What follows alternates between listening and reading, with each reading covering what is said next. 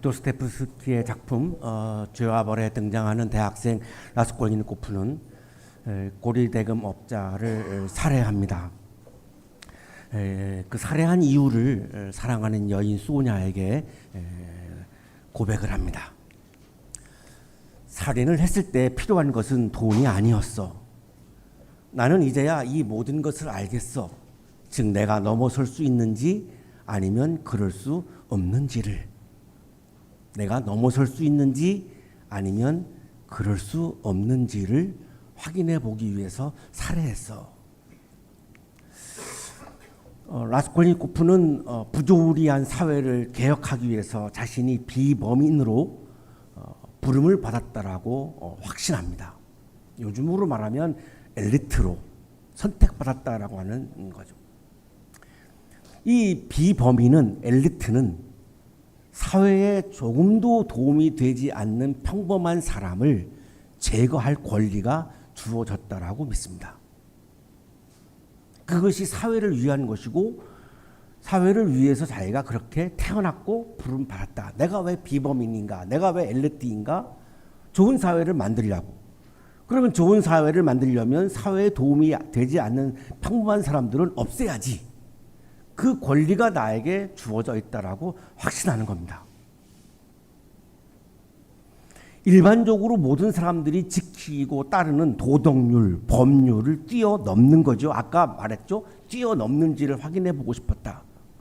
모든 사람이 지키는 도덕률, 법률을 나는 비범인이기 때문에 뛰어넘은 존재이기 때문에 그거를 나는 안 지켜도 문제가 없다. 아니, 안 지켜야만 내가 좋은 사회를 만드는 데 기여할 수 있다. 이렇게 생각하는 거죠. 이거를 니체는 초인이라고 불렀고 성서는 하나님처럼 되려고 하는 교만이다. 이렇게 표현을 합니다. 자, 근데 결과적으로는 라스콜니코프는 노파를 살해한 이후에 깊은 죄의식에 사로잡혀서 신앙의 양심상 괴로워하면서 그의 인생이 다 무너지고 맙니다. 그의 행동은 그의 신념에서 나온 행동입니다. 그러면 기뻤어야죠. 보람이 있었어야죠. 자랑스러웠어야죠. 그런데 그 신념에서 나온 그 행위, 그것은 그를 완전히 파탄으로 몰고 갑니다. 그 이유가 뭐였을까요? 그는 기독교인입니다. 십계명에 살인하지 말라라고 하는 계명이 있습니다. 모든 생명은 하나님의 소유다라고 하는 말씀이 있습니다. 그런데 그 하나님의 생명을 자기가 죽였습니다. 왜? 자기 신념에 따라서. 그런데 신앙적으로 보면 이거는 굉장히 문제가 많은 깊은 죄에 해당합니다. 이 죄의식이 이 신앙의 양심상 괴로워할 수밖에 없는 거죠. 다시 말하면 라스콜니코프는 신념에 따라서 행위를 했지만 그 행위와 그 신념이 신앙과 일치하지 않았기 때문에, 신앙과 불일치했기 때문에, 생각으로만 믿는 믿음이었기 때문에, 말로만 믿는 믿음이었기 때문에, 하나님, 내가 하나님을 사랑합니다, 나는 하나님을 믿습니다라고 예배자리에 나와서 매주일 라스콜니코프도 고백을 한 기독교인입니다. 자, 그런데 그 고백은 삶과 일치하지 않았습니다. 사람을 죽였습니다. 이 신앙과 삶의 불일치에서 오는 어마어마한 괴로움을 겪다가 완전히 삶이 파탄으로 몰락하고 맙니다. 생각으로 믿는 신앙과 삶으로 드러나는 신앙 사이의 단절이 한 인간을 어떻게 망가뜨리는지를 날카롭게 우리들에게 보여주고 있는 작품입니다. 도스토옙스키의 이야기는 오늘날 우리에게도 똑같은 질문을 던지고 있습니다. 머리로만 믿는 신앙은 진정한 신앙인가? 입술과 고백으로만 믿는 신앙은 진정한 신앙인가? 우리 청년들 중에는 어릴 때에 교회에서 입술로 고백만 해도 구원받는다라고 하는 것을 수도 없이 세뇌당했을 것입니다. 입술로만 믿는 신앙이 진정한 신앙인가를 이 죄와 벌은 우리에게 질문을 하게 합니다. 한번 질문을 해보셔야죠. 여러분 청년들 지성인인데 평생 동안 20년 넘도록 그렇게 훈련을 받았다 할지라도 과연 입술로만 고백하는 신앙이 진정한 신앙인인가? 한 번은 질문해봐야죠. 이 죄와 벌은 그 질문을 우리들에게 동기부여를 하고 있는 거죠. 오늘 본문에서 이 질문에 대한 답을 함께 찾아보려고 합니다. 오늘 본문은 이렇게 시작합니다. 나 형제 자매 여러분, 누가 믿음이 있다고 말하면서도 행함이 없으면 무슨 소용이 있겠습니까? 나 형제 자매 여러분, 누가 믿음이 있다고 말하면서도 고백하면서도 행함이 없으면 무슨 소용이 있겠습니까? 그런 믿음이 그를 구원할 수 있겠습니까? 행함이 없는 구원은 나를 구원하지 못한다라고 말씀합니다. 어디에서? 성경입니다. 야고보서 2장 14절은 성경입니다. 이런 성경 말씀이 있는데도 불구하고 고백만 해도 구원받는다고 어떻게 그렇게 말할 수가 있을까요? 이건 성경이 아닌가요? 행함이 없는 믿음은 소용이 없다. 왜? 그것은 나를 구원할 수가 없기 때문에 단호히 선언합니다. 신앙 고백이 실천으로 이어지지 아니하면, 신앙 고백이 삶으로 이어지지 아니하면 그 고백은, 그 말은 공허한 말에 불과하다라고 말씀합니다. 우리 청년들이 연애를 하는데 내가 좋아하는 파트너에게 나는 너를 사랑해, 나는 너를 사랑해 만날 때마다 고백합니다. 근데 한 번도 밥도 안 사주고 한 번도 손도 안 잡아주고 그냥 말로만 난 널 사랑해, 난 널 사랑해 하루에 수백 번도 해요. 그런데 한 번도 선물을 해준 적도 없고 밥을 사준 적도 없고 손을 잡아준 적도 없어요. 이게 소용이 있나요? 하나님과 우리의 관계도 똑같죠. 내가 하나님을 사랑합니다, 하나님을 믿습니다 고백하는데 하나님에 대한 사랑의 표현이 없어요. 행위가 없어요. 이게 소용이 있나요? 이걸 과연 하나님을 사랑한다고 말할 수 있나요? 하나님을 믿는다고 말할 수 있나요? 이런 말씀을 지금 14절에서 하고 있는 거죠. 청년들이 주일 말씀 듣기 전에 먼저 주중에 모여서 말씀 묵상을 매주 합니다. 제가 조금 들었는데 오래 걸렸다고 합니다. 왜 오래 걸렸을까 생각해 봤어요. 이 어릴 때 들었던 이 세뇌 교육 때문이죠. 이걸 받아들이기 너무 어려운 거죠. 피터 데이비스라고 하는 신약 주석가는 이렇게 설명을 해줍니다. 순전히 교리적인 차원에만 머물고 경건한 행동의 결과가 없는 믿음은 죽은 것이고 가짜이며, 실천이 없는, 행위가 없는 믿음은 가짜이며, 제 해석이 아니고 세계적인 주석가 피터 데이비스의 설명을 우리가 함께 나누고 있는 겁니다. 구원에 전혀 소용이 없다.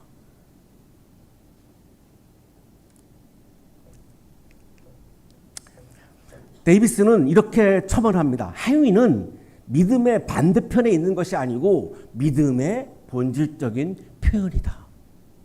믿음을 표현한 것이 행위이다.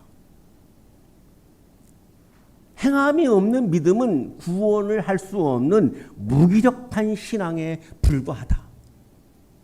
행함이 없는 믿음을 가지고 살다가 보니까 신앙의 참맛, 신앙의 참 기쁨, 신앙의 깊은 기쁨, 이거를 우리가 못 느끼는 거죠. 그래서 사람들이 자꾸 교회를 떠나는 겁니다. 신앙생활하면 내가 기뻐야 하는데 기쁨이 없어요. 그리고 자꾸 헌금하라 그러고 뭐 주일날 빠지면 막 전화해서 막 너 죄인이라고 막 정죄하고 하니까 싫은 거예요. 교회가 싫은 거예요. 뭐가 기쁨이 있어야지 내가 신앙생활을 할 텐데 왜 신앙생활에 기쁨이 없을까요? 가짜 신앙생활 하는데 어떻게 기쁨이 있을까요? 왜 가짜 신앙생활일까요? 고백만 하고 실천이 없는데 어떻게 기쁨을 맛볼 수 있죠? 등산에 대해서 공부를 했는데, 백두산에 대해서, 한라산에 대해서 몇 미터고 막 공부를 했는데 실제로 올라가지를 않아요. 그 등산하는 기쁨을 경험할 수 있나요? 등산에 대한 공부가? 한라산이 몇 미터라고 알았다고 해서 그것이 나에게 등산하는 기쁨을 가져주지 못하죠.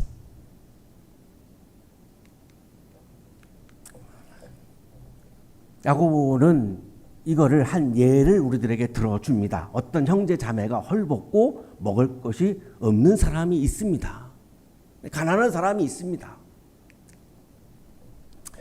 한 사람이 그 사람에게 다가가지고 그냥 말로만 평안히 가서 몸을 따뜻하게 하고 배부르게 먹으세요. 말로만 먹으세요 하고 아무것도 주지는 않아요. 밥을 사 먹을 돈도 안 주고 밥도 안 주고 아무것도 안 줘요. 그냥 말로만 가서 잘 먹어요. 이게 무슨 소용이 있습니까? 라고 지금 말씀하는 겁니다. 이게 무슨 소용이 있습니까? 하나님에 대한 믿음을 내가 전혀 행위로 표현하지 않는데 하나님 믿습니다. 이게 무슨 소용이, 하나님께 무슨 소용이 있습니까? 이렇게 지금 말씀하는 겁니다. 이와 같이 믿음의 행함이 따르지 않으면 그 자체만으로는 죽은 것입니다. 야고보는 단호하게 선언합니다. 행동하지 않는 믿음은 죽은 믿음에 대한 강력한 증거이다. 그거를 믿음이라고 한다 할지라도 그건 죽은 믿음이지 살아있는 믿음이 아니기 때문에 신앙의 참 기쁨, 신앙의 참 맛을 여기서 맛볼 수가 없는 거죠. 참된 믿음은 타인의 필요를 외면하지 않습니다. 참된 믿음을 소유한 사람은 누군가가 나에게 뭔가를 요청해 올 때에 그거를 무시하지 않습니다. 그럴 수가 없지요. 실질적인 사랑으로 나타나게 됩니다. 진정한 믿음을 소유한 사람은 그 믿음이 반드시 사랑으로 나타납니다. 이거를 사랑의 실천이라고 부르는 겁니다.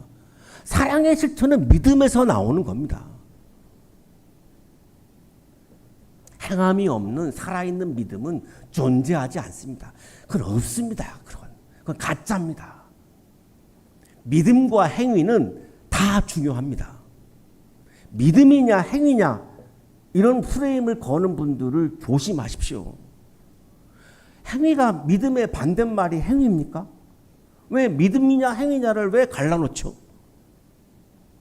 갈라치기 하는 거죠. 믿음과 행위는 본질적으로 동일한 거죠. 믿음이 있으면 그 믿음에 따른 행위가 나오게 되죠. 어떻게 안 나옵니까? 내가 누군가를 믿으면, 내가 누군가를 신뢰하면 그 믿는, 그 신뢰하는 내용이 행동으로 반드시 표현이 됩니다. 안 표현이 될 수가 없습니다. 그러면 믿음과 행위는 같은 거죠. 왜 이거를 나누어서 믿음이나 행위냐 둘 중에 하나를 고르라고 하죠? 믿음은 행위인데요.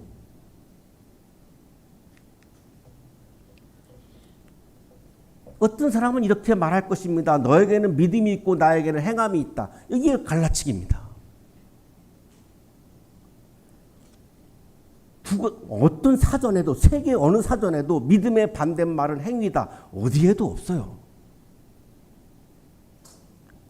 나에게는 행함이 있다. 행함이 없는 너의 믿음을 나에게 보여라. 보이는 순간 행위입니다. 그리하면 나는 행함으로 나의 믿음을 너에게 보이겠다. 믿음을 보일 수 있는 것은 행위밖에 없다. 믿음과 믿음의 반대는 행위가 아니다. 믿음과 행위 중에서 하나를 선택하는 문제가 아니다.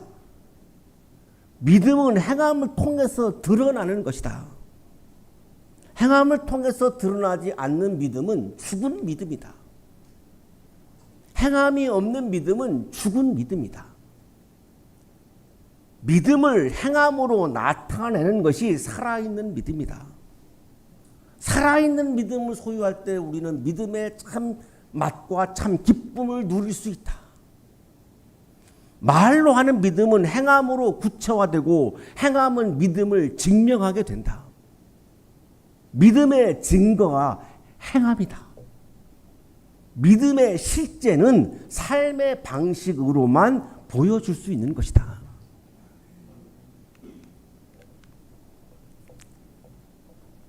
귀신들도 하나님을 믿는다고 말씀합니다. 그런데 문제는 뭐죠? 귀신들은 실천이 없다는 겁니다. 말로는 귀신들도 하나님을 믿는다는 거죠.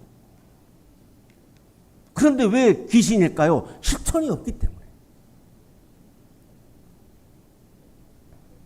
그대는 행함이 없는 믿음을 쓸모가 없다는 것을 알고 있습니까? 이렇게 질문을 하죠. 지적인 동의만 있는 믿음은 쓸모가 없다는 거죠. 왜? 신앙은 지식의 체계가 아니기 때문에. 신앙은 지식이 아닙니다. 신앙은 살아있는 삶입니다. 신앙은 살아있는 체험입니다. 신앙은 살아있는 하나님을 경험하는 겁니다. 머리로 이해하는 게 신앙이 아닙니다. 그건 신학이죠. 신학. 신앙은 살아있는 우리 삶의 현장에서 내가 경험하는 실체입니다. 믿음은 행위로 드러난다라고 하는 것을 모범적으로 보여준 사람이 아브라함이죠. 이 아브라함은 하나님을 믿었기 때문에 본토 친척 아비집을 떠나라고 하는 말씀을 실천합니다. 하나님을 믿었기 때문에 아들 이삭을 바치라고 하는 이 하나님의 말씀을 실천합니다. 하나님을 향한 믿음이 어떻게 나타납니까? 아들을 제물로 바치는 행위로 드러나죠. 그래서 아브라함을 믿음의 조상이라고 부릅니다. 아브라함이 말로만 믿었나요? 아브라함이 고백으로만 하나님을 믿었나요? 철저히 실천한 사람이죠. 믿음을 실천한 사람입니다. 성경 어디에도 믿음의 모범을 우리들에게 보여주는 사람들 중에 고백만 한 사람은 한 명도 존재하지 않습니다. 어디 있습니까? 우리들에게 믿음의 모범이라고 보여주는 이 인물들은 다 믿음을 행위로 실천한 사람들을 우리들에게 보여주고 있지, 고백만 한 사람은 한 사람도 없습니다. 이걸 어떻게 입술로 고백만 하면 구원받는다고 말할 수 있죠?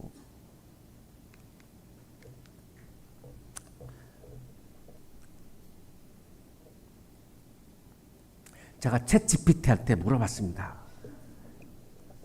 내가 이렇게 설교하려고 하는데 당신은 어떻게 생각합니까? 루터교 신자들, 개혁파 신자들로부터 강한 저항을 받을 것입니다. 이렇게 답변을 해주셨어요. 우리 교회는 루터교도 아니고 개혁파도 아니기 때문에 이대로 그냥 할게요. 그랬어요. 소신이 강하시군요. 재밌는 대화를 나눴어요. 야고보서 2장에 나오는 이 말씀을 가지고 저항을 받는다라고 하는 현실이 참 가슴이 아픈 거죠. 무스너라고 하는 신학 주석가가 이 모든 것이 말만의 믿음이 아니라 말하고 행하는 믿음이었음을 보여준다, 이렇게 설명해 줍니다. 고백이 중요하지 않다는 게 아닙니다.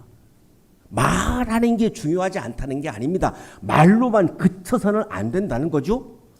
말하고 행하고 이것이 다 수반되어야 된다라고 하는 것을 강조하고 있는 겁니다. 고백이 없이 또 행위만 있다도 불완전한 거고, 행위만 있고 고백이 없는 것도 불완전한 것이고, 고백만 하고 행위가 없는 것도 불완전한 것이다 라고 말하는 겁니다. 그래서 예수님도 마태복음 7장 21절에서 이렇게 강조하십니다. 나더러 주님 주님 하는 사람이라고 해서 다 하늘나라에 들어가는 것이 아니다. 하늘에 계신 내 아버지의 뜻을 행하는 사람이라야 들어간다. 저의 오늘 설교에 저항하시는 루터파, 개혁파 분들은 21절을 다시 한번 읽어보시죠. 예수님의 말씀입니다.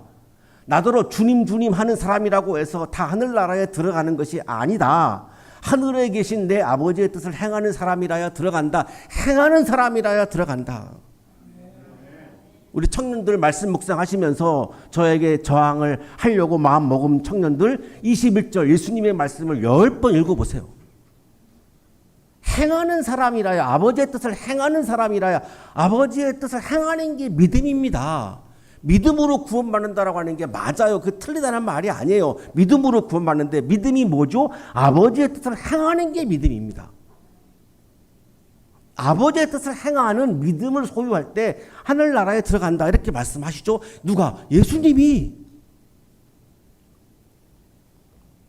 목사님 그거 오늘 그 야고보의 말씀이잖아요 라고 할까봐 예수님의 말씀을 또 들이대는 거죠. 예수님의 말씀이잖아요. 윌리엄 부스는 런던의 한 들골목을 걸어가다가 쓰러져 있는 한 남성을 발견합니다. 집으로 데리고 와서 씻어주고 먹여주고 따뜻한 손길을 건넵니다. 평소에 늘 복음을 전파하는 사람인데 이 남성에게 복음을 전하는 것으로 그치지 않습니다. 따뜻한 사랑을 실천합니다. 그의 사역은 늘 말로 끝나지 않았습니다. 실질적인 구제, 재활, 직업교육, 쉼터 제공으로 이어졌습니다. 이 윌리엄 부스의 이 사역이 확대된 것이 오늘날의 세계적인 구세군 교단입니다.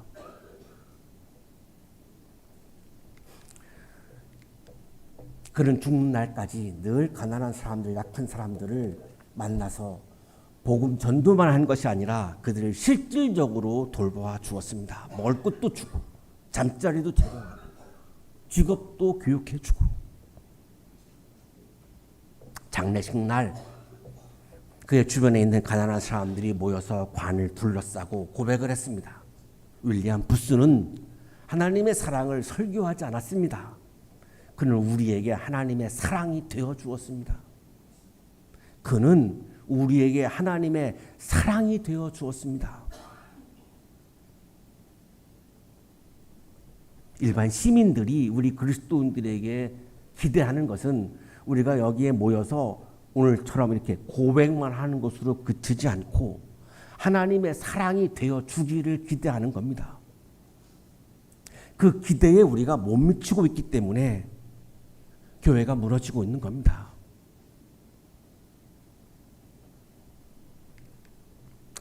윌리엄 부스의 삶은 행함으로 증명된 믿음 그 자체였습니다. 윌리엄 부스는 하나님을 말하는 사람 그 이상으로 하나님을 살아낸 사람이었습니다. 우리의 오늘날의 과제는 어떻게 말씀을 살아낼 것인가 여기에 와 있습니다. 어떻게 말씀을 살아낼 것인가, 믿음을 살아낼 것인가. 믿음의 고백은 이미 우리가 잘하고 있기 때문에 문제가 없습니다. 자, 그 믿음의 고백을 이제 어떻게 한 단계 더 나아가서 살아낼 것인가. 이것이 오늘날 우리들의 과제이죠.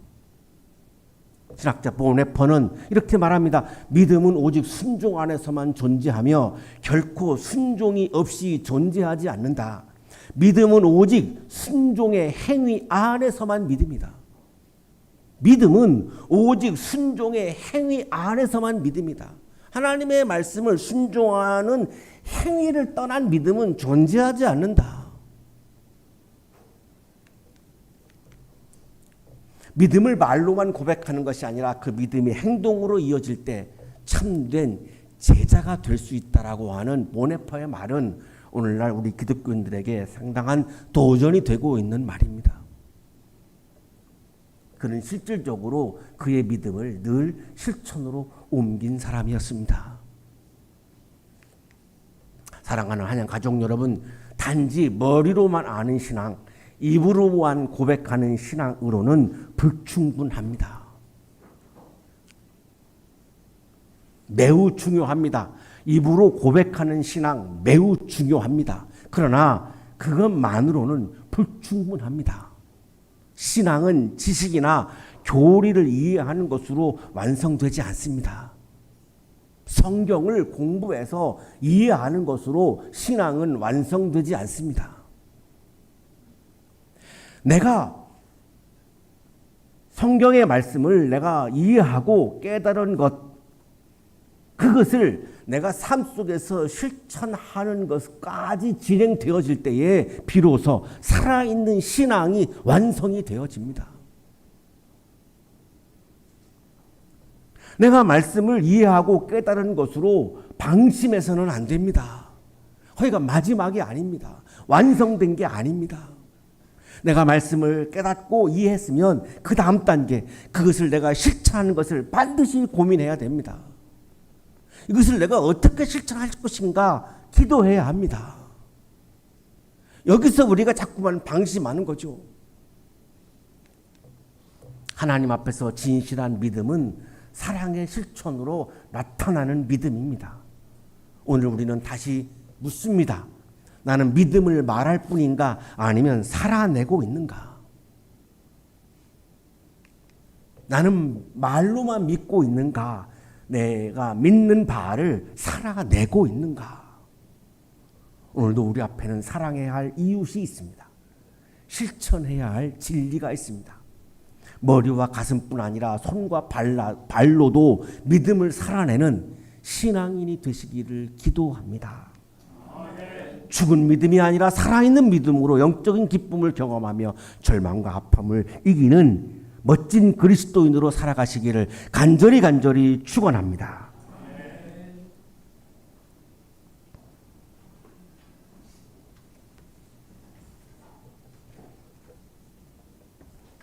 거룩하신 하나님, 우리의 믿음을 고백한 것만으로 안주하고 믿음을 고백한 것만으로 만족하고 믿음을 고백한 것만으로도 방심할 때가 많았음을 고백합니다.